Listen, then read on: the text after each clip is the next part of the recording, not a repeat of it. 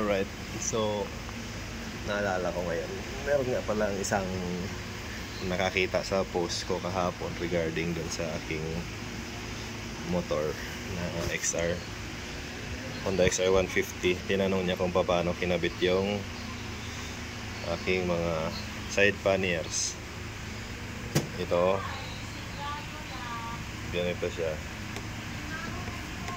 23 liters side panniers by SEC. Tapos ito mga bars na to dati flat pa to, straight pa to siya, wala pa yung bend na ganyan. Kasama siya sa package dito nung binili. Ayan,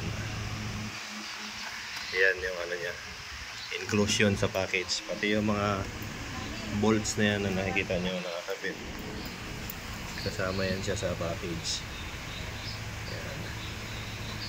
Tapos ito 47 liters na SEC din, ibang price din to. Ayan. Yan lang yung side panniers na gamit ko. Actually meron na yan siyang biak kasi nung na-aksidente ako last year, ginawan ko lang ng paraan, pinahin ko tapos inipoxy ko, hindi ko pa kinulayan. Goods pa naman. Yan. Sana makatulong yung idea sa mga kapwa ko naka XR 150 na gusto ng ganitong setup. Yan.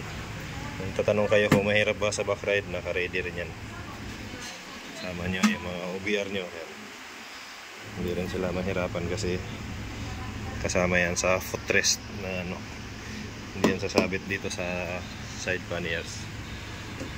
Yan lang muna. Sana makatulong. Salamat.